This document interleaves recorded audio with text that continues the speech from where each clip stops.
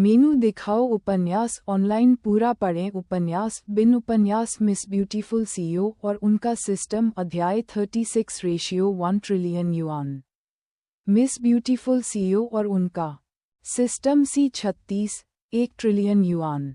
Ads by PubFuture. जब Tang जियाई अपने काम पर काम कर रही थी तो बाकी लड़कियां निश्चित रूप से अपने कमरे में मौज मस्ती कर रही थीं। हालांकि वे एक सार्वजनिक अस्पताल में थीं, लेकिन कमरे को एक आरामदायक क्षेत्र में बदलना संभव था।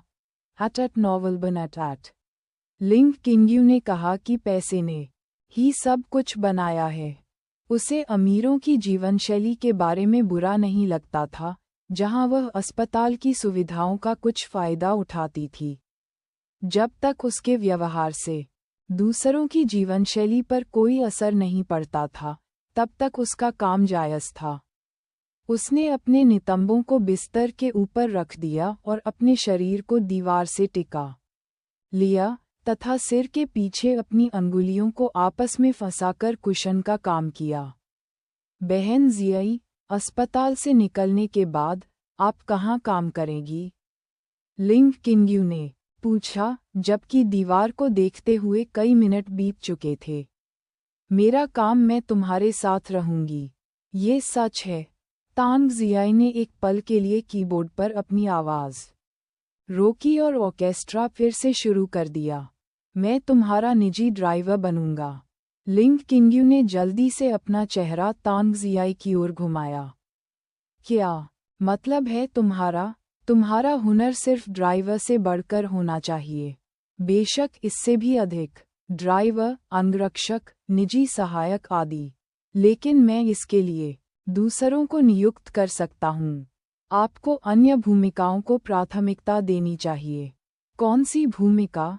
खाना बनाना, तांग जियाई ने अपनी आंखें घुमाते हुए कहा।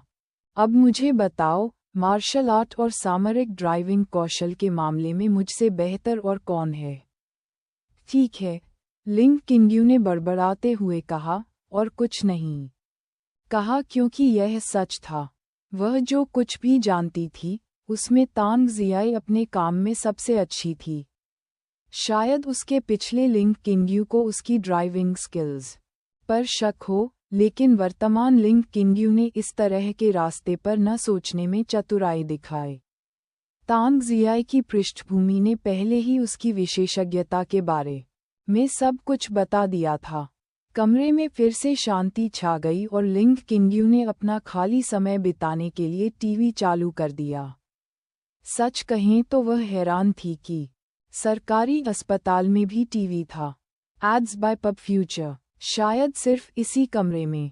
अस्पताल ने उसकी पहचान जानने के बाद उसे वीआईपी कमरे में भेज दिया। उनके अनुभव के आधार पर निजी अस्पताल ऐसी संबंधित सेवाओं के मामले में काफ़ी बेहतर हैं, लेकिन वह वर्तमान स्थिति से संतुष्ट हैं।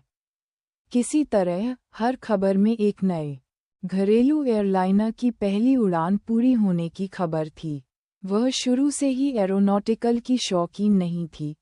उसने जल्दी से चैनल बदल दिए, लेकिन हर घरेलू लाइन पर एक ही विषय दिखाया गया। आखिरकार उसे छोटे बच्चों के लिए उपयुक्त एक कार्टून मिल गया और वह निराशा में लगभग कराह उठी। उसके पास और कुछ नहीं था, इसलिए उसने बच्चों का चैनल तब तक देखा जब तक शो खत्म नहीं हो गया। हा ममम, अचानक ठहाके ने उसकी बातचीत को बाधित कर दिया। लिंग किंग्यू ने तांग जियाई को एक अजीब नज़र से देखा। तांग जियाई ने अप्रत्याशित रूप से लिंग किंग्यू को देखा क्योंकि कमरे में बहुत अधिक गाद थी और उसे लगा कि वह सो गई है। उसने अपने व्यवहार की उम्मीद नहीं की थी और जब उसने कार्टून देखते हुए एक मजबूत व्यवसायी महिला को देखा तो उसने उसके व्यवहार की तैयारी नहीं की। इसलिए उसने अपना मुंह ढकने से पहले एक हंसी निकाली, लेकिन उसके कांपते कंधे ने उसे धोखा दे दिया। कुछ नहीं, वाकई कुछ नहीं। नजारा बहुत खूबसूरत था। लिंग किंग्यू की आंखें सिकुड़ गईं और उसने तांग जियाई की आंखों की हरकतों से कुछ संकेत पकड़ लिए। उसने तांग जियाई की हंसी को उसके बच्चों जैसे व्यवहार के लिए उपहास किया। हर किसी के अंदर एक बच्चा होता है, उसे खुद को अभिव्यक्त करने में क्या दिक्कत है? नहीं, उसे शर्म नहीं आ रही थी। लिंग किंग्यू ने नाक भान से कोड़ी और परेशान नहीं हुई, अपना शौक जारी रखा। तांग जियाई जोर से हंसी, अब खुद को रोक नहीं पाए। हंसी ने पूरे कमरे को गर्म कर दिया, इससे पहले कि वह टाइप मोड में वापस लौट आए।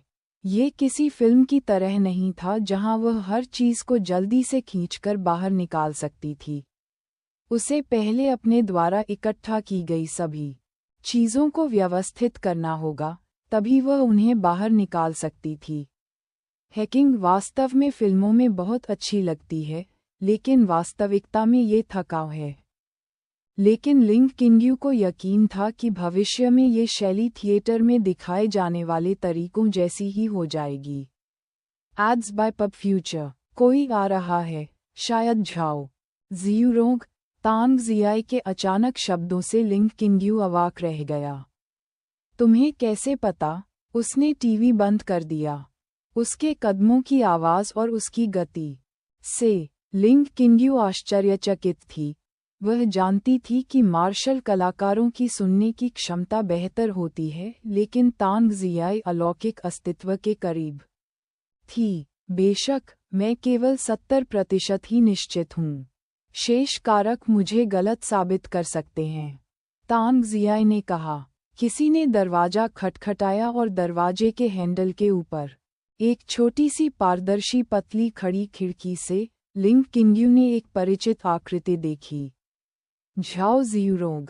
वह दरवाज़ा खोलकर ट्रांस के पास खड़ी हो गई, किसी के लिए उसे थामे हुए। दालान में सरपट दौड़ने की आवाज़ गूंज उठी।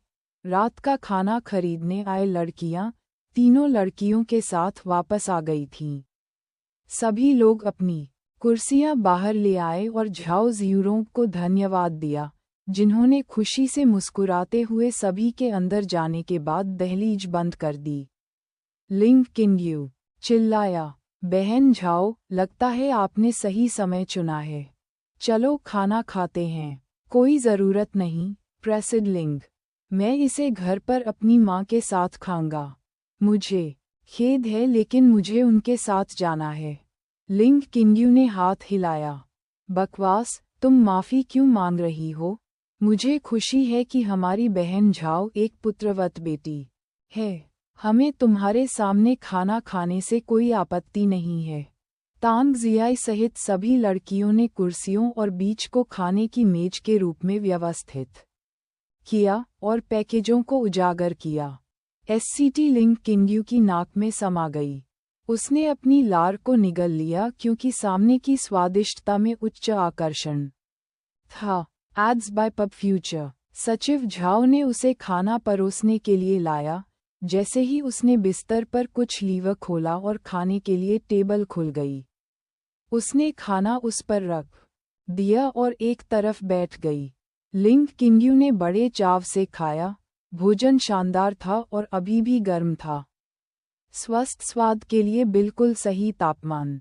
समूह में खाना एक अलग तरह का आनंद था क्योंकि हर कोई किसी भी विषय पर बातचीत करता था। जब उसने अपना खाना खत्म कर लिया और झाओ जियूरोंग ने पाया कि लिंग किंग्यू ने कुछ नहीं खाया है, तो उसने टेबल को साफ किया और उसे वापस पहले जैसी स्थिति में रख दिया। लिंग किंग्यू को कुछ भी करने की जरूरत नहीं पड़ी, जबकि उसकी सचिव ने सब कुछ संभाल लिया। अब प्रेसिड लिंग, मैं आपको शुरू में बताना भूल गया। मैंने उन बैगों को टीवी के पास रख दिया। उन्हें देखो, ये पुलिस स्टेशन से है। मैंने आपका सामान वापस ले लिया, आपका पर्स और हैंडफोन। धन्यवाद, बहन झाओ। किसी भी समय, प्रेसिड लिंग। मुझे यही करना चाहिए। ठीक है, जल्दी निकल जाओ ताकि तुम भी मेरी तरह देर से गाड़ी न चलाओ। लिंग किंग्यू के भगाने के तरीके से झाओ जियूरोंग की हंसी फूट पड़ी। ठीक है प्रेसिडेंट, मैं जा रहा हूँ। लिंग किंग्यू ने सिर हिलाया और देखा कि सचिव झाओ ने जाने से पहले सभी का अभिवादन किया।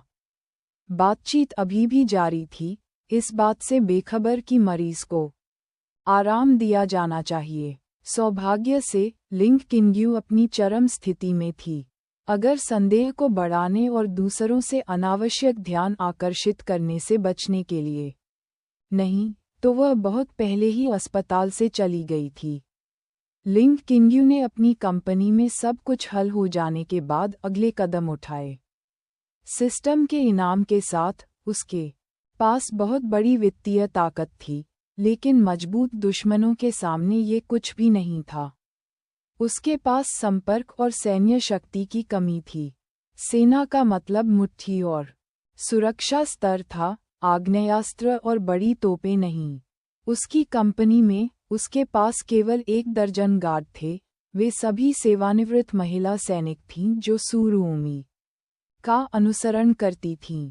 दुर्घटना से पहले सुरक्षा पर्याप्त से अधिक थी, फिर भी तथ्य ये साबित कर चुके थे कि यह कमज़ोर थी, बहुत कमज़ोर। सैकड़ों से ज़्यादा होना आदर्श संख्या थी, लेकिन ये आंकड़े कहाँ से जुटाए जाएं? उसका एक और एएसएपी लक्ष्य अपने गार्डों की संख्या बढ़ाना था। उसे उम्मीद थी कि उसका सिस्टम कुछ सलाह दे सकता है। सेना से अनुभवी लोगों की भर्ती करना एक विकल्प था, लेकिन वह अधिक छूट रखना पसंद करती थी। उसे तुरंत ही एक अन्य सिस्टम का पुरस्कार याद आ गया जिसे उसने अभी तक प्राप्त नहीं किया था। ट्रिलियन युआन का इनाम की पुष्टि। सिस्टम ने बीप की, मानो उसके विचार बता रहा हो। हाँ, कृपया पुष्टि करें। Ads by PubFuture. उपन्यास बिन लाइट नॉवेल, वेब नॉवेल, कोरियाई उपन्यास और चीनी उपन्यास ऑनलाइन मुफ्त में पढ़ें। आप सैकड़ों अंग्रेजी अनुवादित लाइट नॉवेल, वेब नॉवेल, कोरियाई उपन्यास और चीनी उपन्यास पा सकते हैं जिन्हें दैनिक रूप से अपडेट किया जाता है। उपन्यास ऑनलाइन पढ़ें। लाइट